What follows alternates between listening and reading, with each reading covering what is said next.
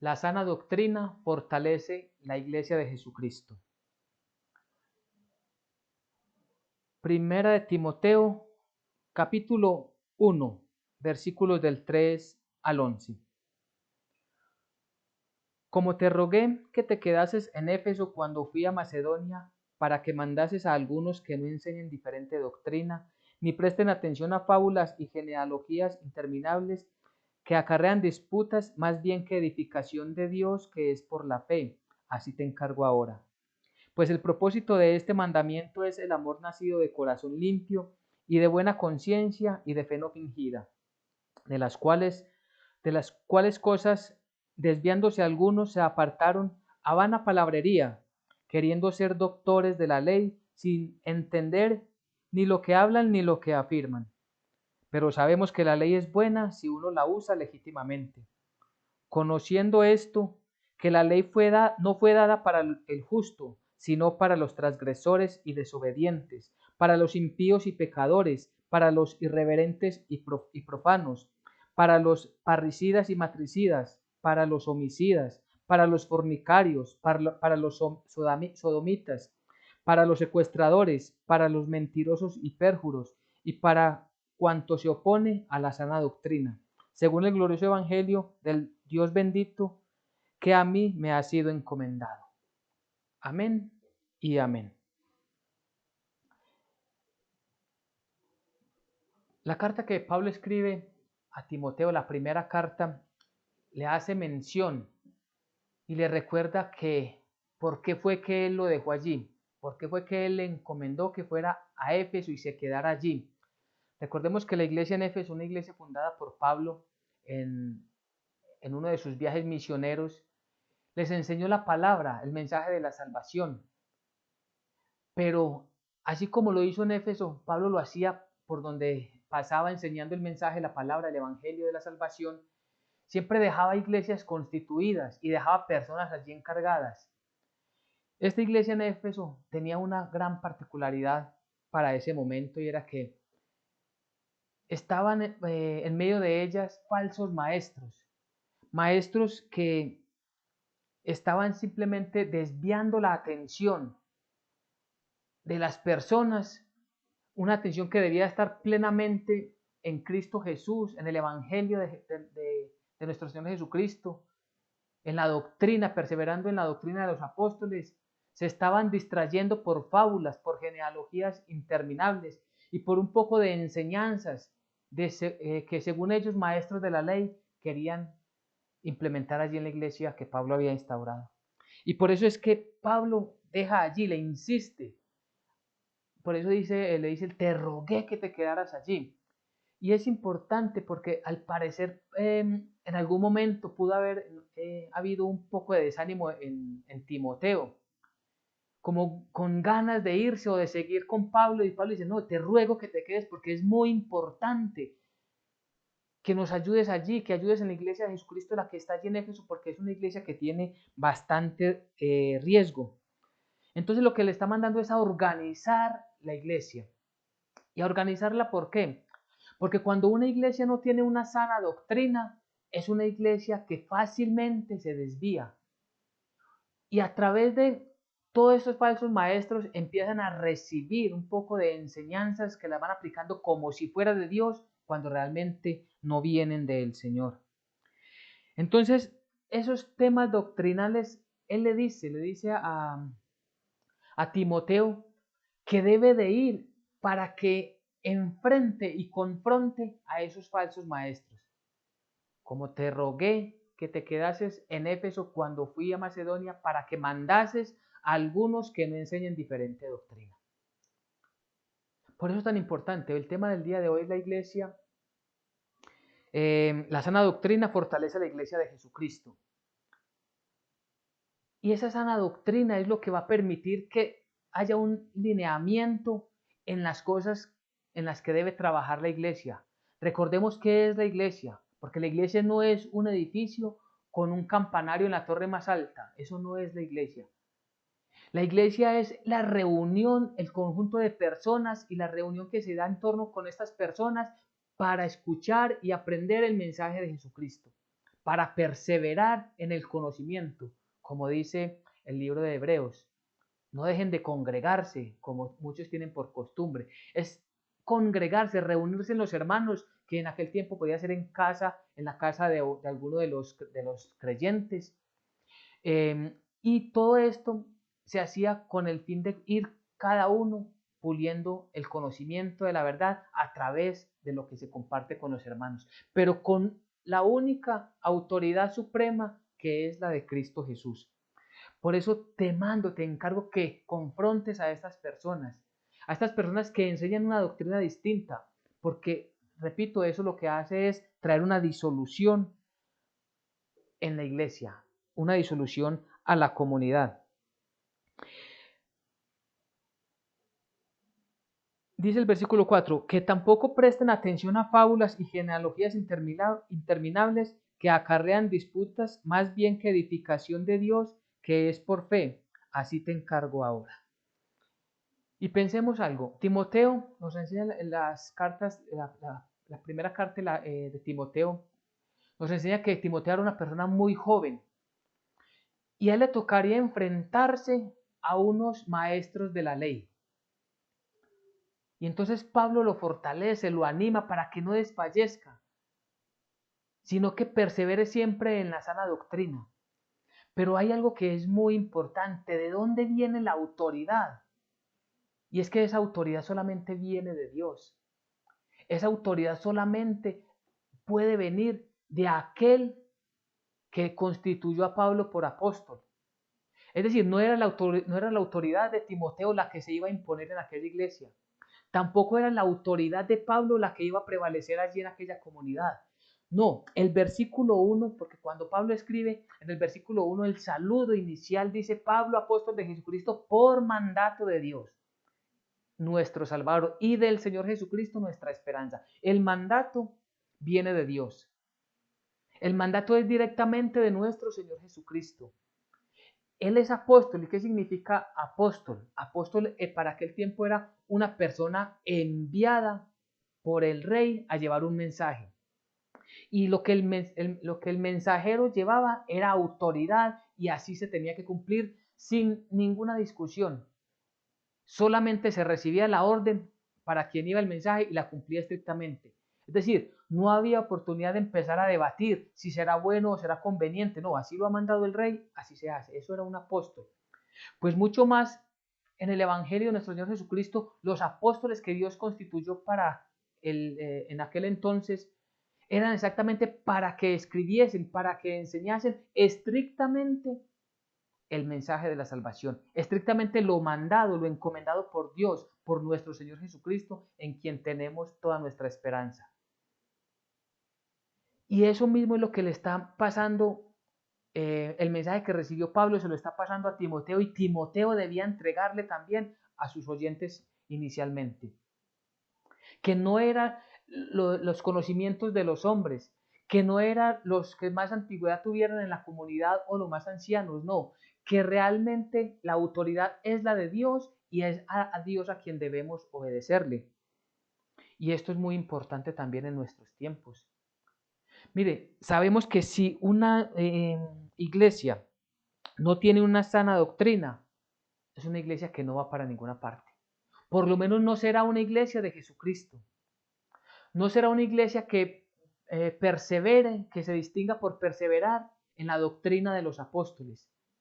Y cuando no hay una doctrina definida en una comunidad, en una congregación, en una iglesia, entonces es donde llegan todas las personas con un poco de creencias, unas basadas en la palabra, otras totalmente distantes de la palabra, o otras mezclando la palabra con las cosas del mundo. Cada comunidad, cada iglesia debe tener claramente la doctrina, para que cuando llegue el predicador siempre esté encaminado conforme a la palabra de Dios. La iglesia cristiana, cualquier denominación, cualquier iglesia local en cualquier lugar de nuestro país o del mundo, debe tener claro cuál es la identidad, y la identidad está en Cristo Jesús, no en algo que los hombres hayamos creado, porque se crean congregaciones simplemente con supuestos o ideologías o filosofías de algunas personas. Entonces, le manda para que, aparte de confrontar a esta persona, invite a la gente a que no presten atención a esas fábulas y genealogías interminables que acarrean disputas, más bien que edificación de Dios, que es por la fe. Eso es lo que le está encargando Pablo a Timoteo. Pues el propósito de este mandamiento, versículo 5, pues el propósito de este mandamiento es el amor nacido de corazón limpio y de buena conciencia y de fe no fingida. El propósito, todo lo que está motivando a Pablo para escribirle a Timoteo es el amor verdadero. ¿Y de dónde viene el amor verdadero? De Dios. Dios tiene y Dios es el amor verdadero para nosotros. Si nosotros decimos que amamos a las personas, a nuestros seres queridos, la mayor muestra de ese amor es enseñarles la verdad.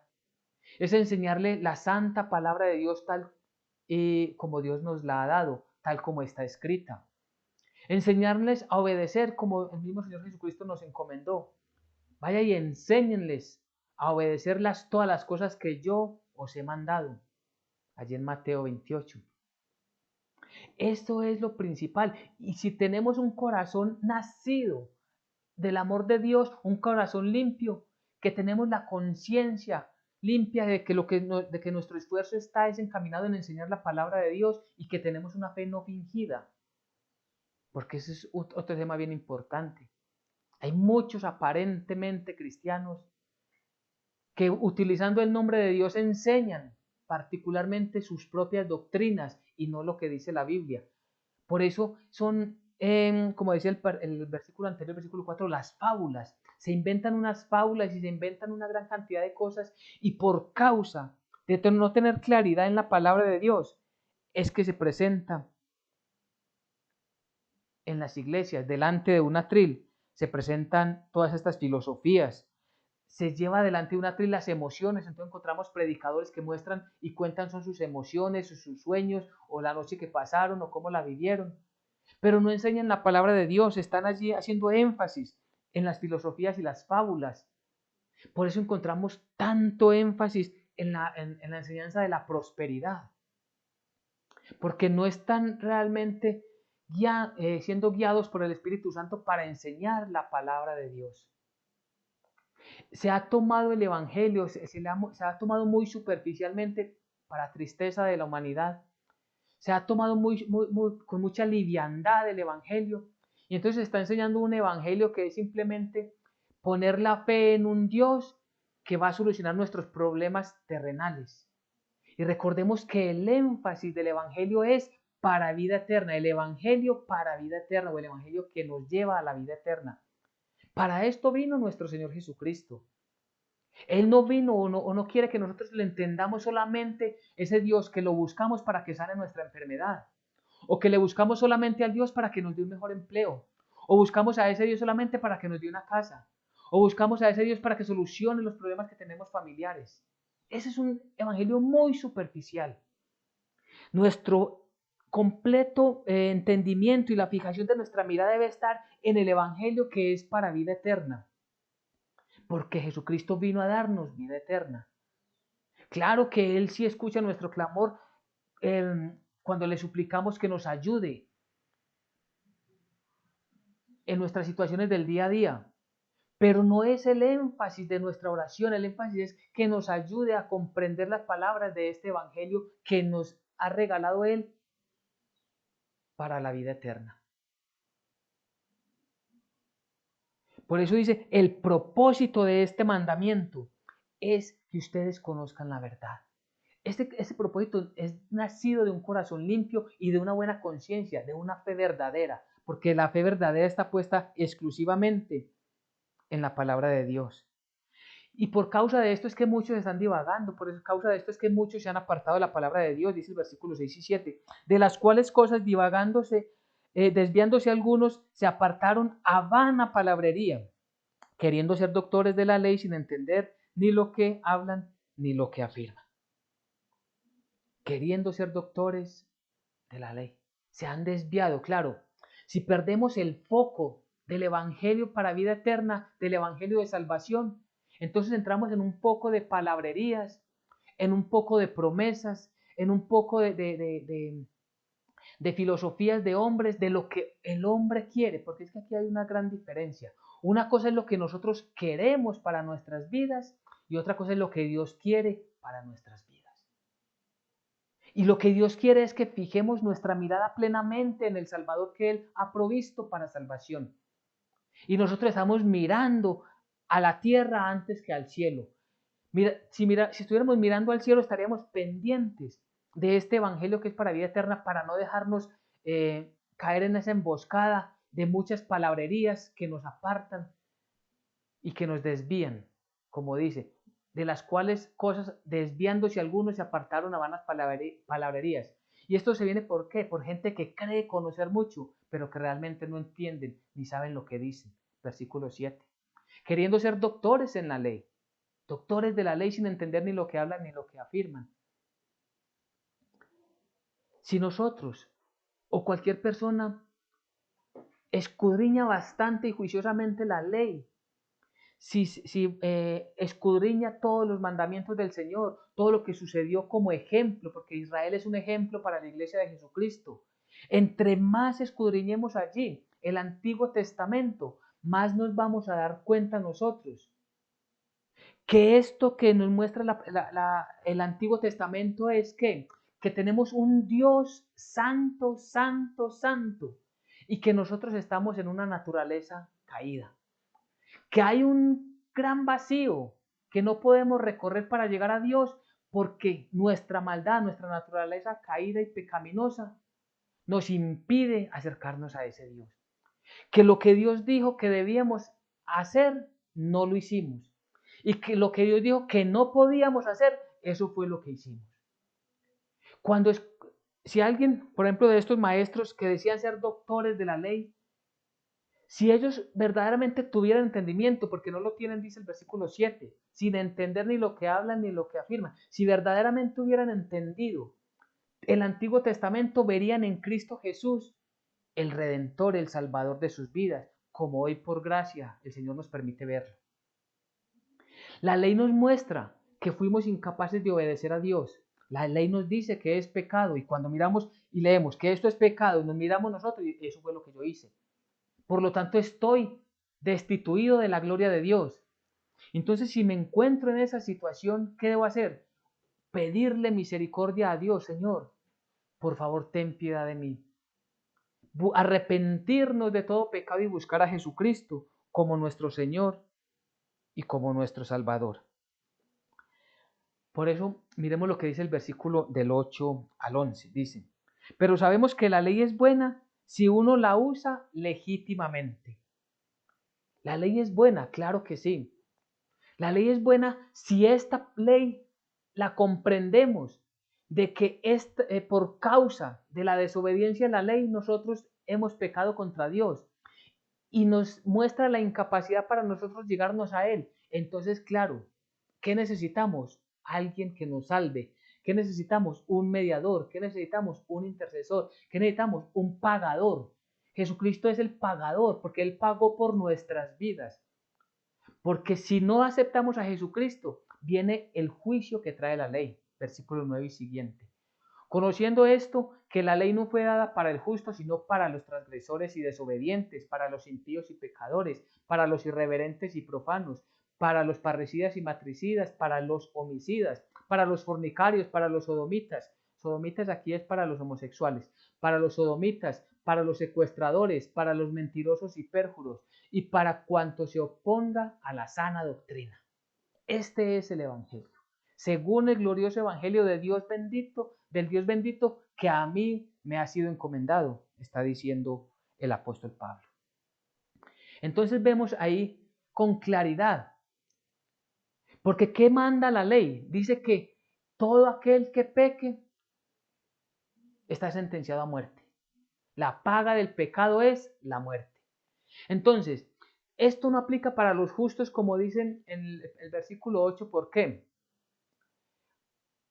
El versículo 9, perdón, conociendo esto, que la ley no fue dada para el justo. Hemos hablado varias veces qué significa ser justificados por Dios. Y recordemos que ser justificado por Dios es la acción soberana de Dios por medio de la cual declara justo a todo pecador arrepentido que viene delante de él a través de Jesucristo. Eso es ser justo. No es que nosotros en sí mismos seamos buenos o justos, no, es porque Cristo, Dios a través de Jesucristo nos imputa esa condición. Es decir, nos declara justos porque ya fue pagado el pecado. Pero quien no tenga esta condición por no creer en Jesucristo, entonces va él mismo a pagar por sus pecados, y la paga del pecado es la muerte eterna. No la muerte física por la que todos pasaremos si antes no ha venido nuestro Señor Jesucristo por su iglesia. Pero sabemos que está estipulado que la persona muera una sola vez y luego resucite para su juicio.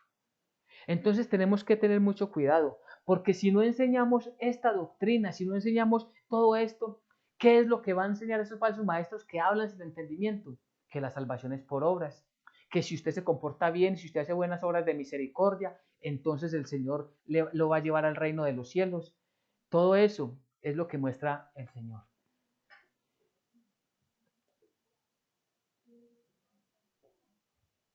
Y cuando nosotros miramos nuestra propia vida hacia atrás, tenemos que hacerlo como el apóstol Pablo.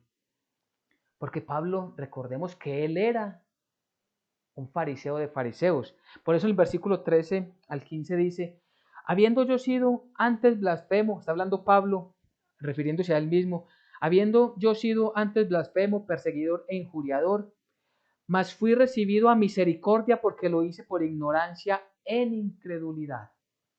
Miremos esto. Pablo, un conocedor de la ley, persiguió la iglesia y está diciendo, yo que fui fariseo de fariseos, me equivoqué porque no estaba interpretando bien la ley, fui recibido a misericordia. Esa ignorancia me estaba llevando a la perdición.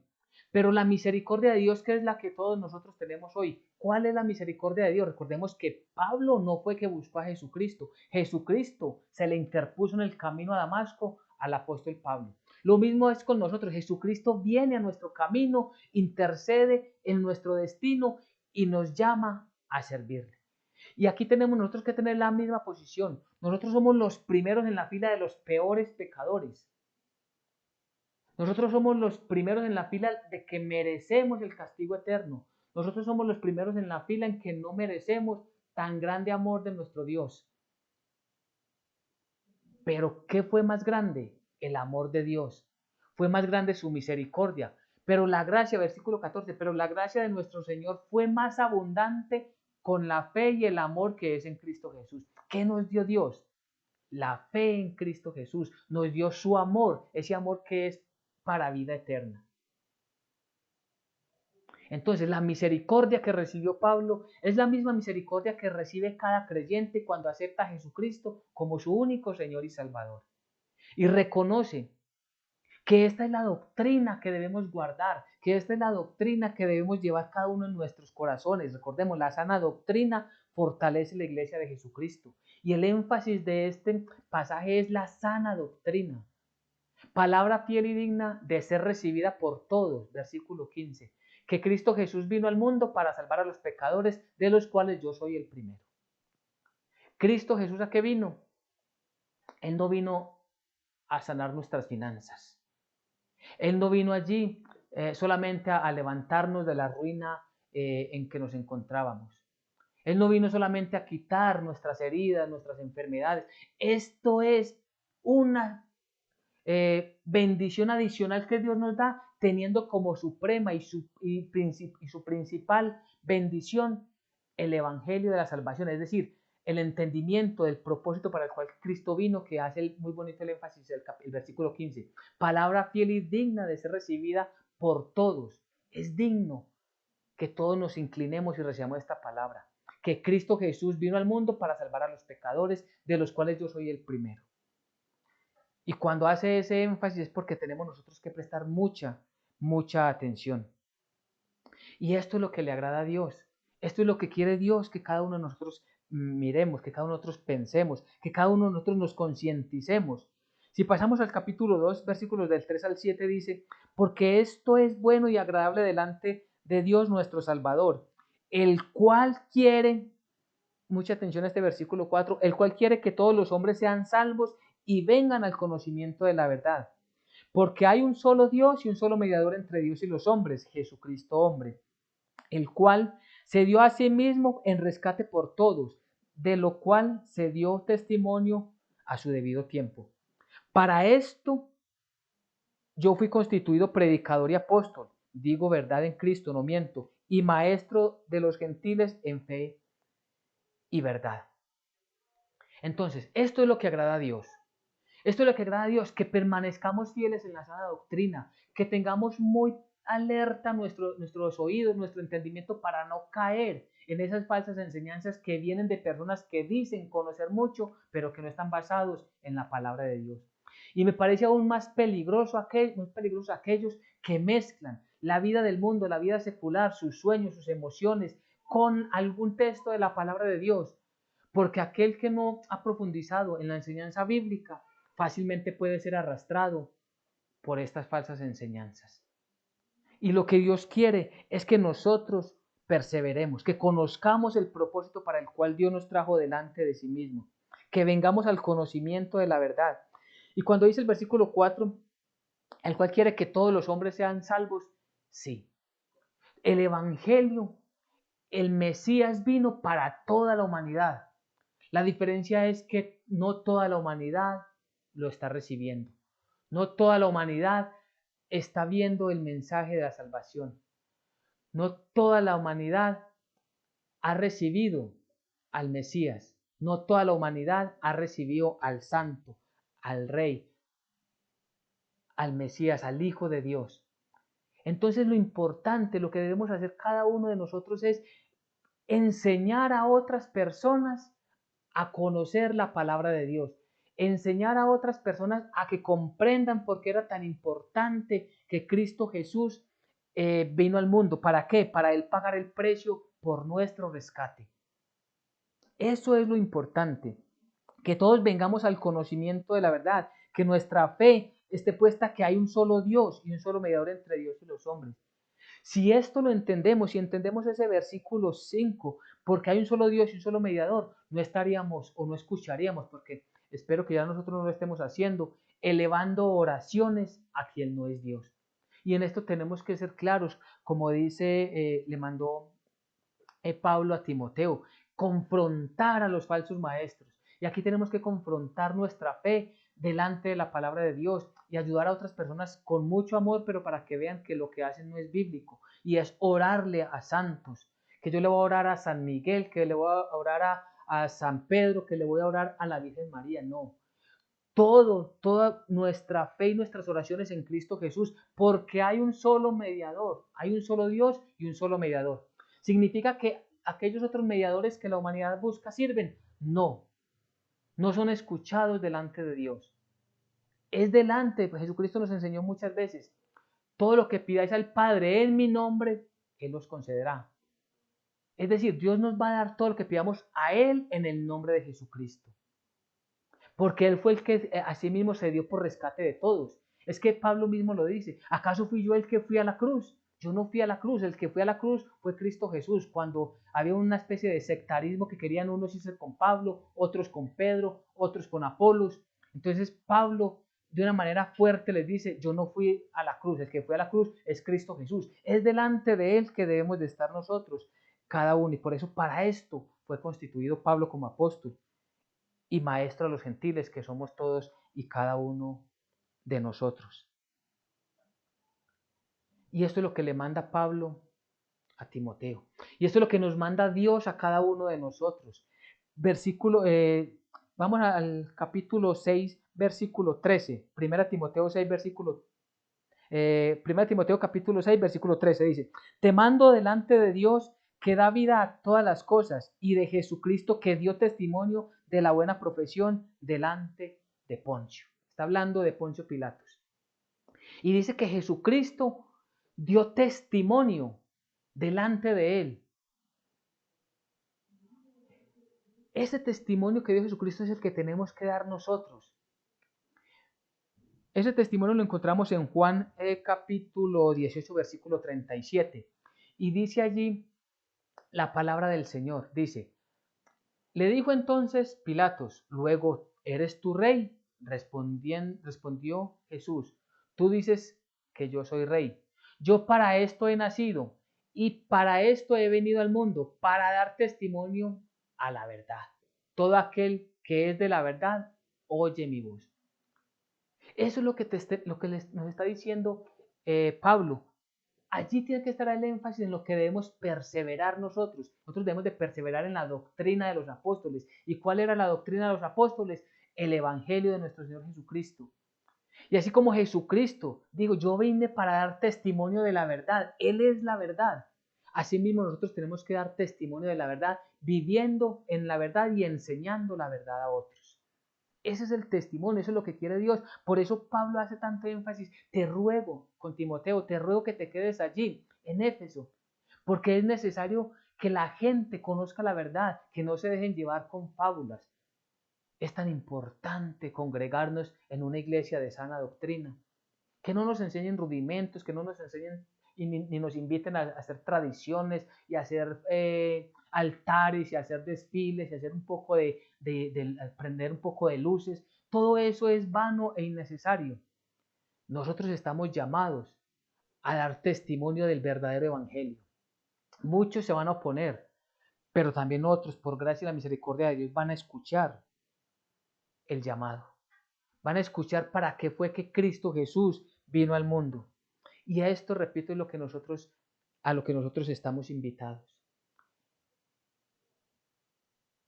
Si esto enseñamos, verdaderamente nosotros somos seguidores de Jesucristo. Si esto enseñas a los hermanos, serás buen ministro de Jesucristo, nutrido de las palabras de la fe y de la buena doctrina que has seguido. ¿Qué es lo que quiere Dios? Que enseñemos la sana doctrina. Y es lo que pretendemos esta tarde. Queremos invitar a todas las personas para que toda nuestra fe esté puesta en Jesucristo como nuestro único Señor y Salvador. Invitar a todas las personas que nos están escuchando, que estamos congregados en torno a la palabra de Dios, que le busquemos a Él, al Dios Todopoderoso, a través de Jesucristo, que reconozcamos nuestra naturaleza caída y pecaminosa, que no hay otro que nos pueda ayudar. Recordemos que también la palabra de Dios nos enseña: no hay otro nombre dado a los hombres en que los hombres puedan ser salvos. No hay otro nombre. Debemos nosotros de perseverar en la enseñanza bíblica. Esto quizás sea contrario a todo lo que hemos escuchado durante toda nuestra vida antes de llegar al Evangelio. Y recordemos la situación de Pablo. ¿Qué pasaba con Pablo? Fariseo de fariseos, conocedor de la ley, perseguidor de la iglesia. Y él creía que estaba obrando bien para Dios. Él creía que le estaba haciendo un favor a Dios. Pablo, Pablo, Saulo, Saulo, ¿por qué me persigues? ¿Quién eres tú, Señor? Yo soy Jesús, al que tú persigues. Nosotros podemos recibir alguna persecución o menosprecio y eso es lo de menos. Realmente cuando alguien no acepta esta palabra, este evangelio, no nos persigue a nosotros ni nos rechaza a nosotros, persigue y rechaza al mismo Señor Jesucristo, que es el dueño y soberano. Él es la verdad, Él es la única verdad. Entonces, así como nosotros estábamos equivocados, llevando nuestra vida por un camino equivocado, así Pablo lo estaba haciendo en su tiempo y así muchas personas hoy. Pablo recibió la misericordia del Señor. Jesús se le interpuso en su camino. Nosotros recibimos la misericordia de nuestro Señor Jesucristo. Él se interpuso en nuestro camino y ahora nos muestra esa luz resplandeciente que nos hace entender y ver la verdad. Y a través del mensaje de la salvación, el evangelio para vida eterna, muchas personas verán que Jesucristo está en sus caminos y le van a recibir. Por eso es tan importante no caer en fábulas, no creer en cuentos, en filosofías, en apariciones, en nuevos mensajes. No, prestemos toda nuestra atención a la santa palabra de Dios. Si así lo hacemos, entonces se cumplirá en nosotros y quizás el Señor nos diga: si esto enseñas a los hermanos, serás buen ministro de Jesucristo. Esforcémonos. no para llevarnos nosotros la gloria, no para nosotros sobresalir, no para nosotros ser colocados en un pedestal donde somos más que alguien, no. Recordemos la posición de Pablo, que es muy importante para nosotros, siendo nosotros los primeros pecadores en la lista, siendo los más malos en la lista. Asimismo debemos de pensar nosotros. Es decir, no traemos la gente, no llamamos la atención de la gente para que vengan a nosotros, sino para que toda su atención esté puesta en el Mesías, en Jesucristo nuestro Señor. A Él sea toda la gloria, la honra, la alabanza y la adoración. Amén y amén. La sana doctrina fortalece la iglesia de Jesucristo.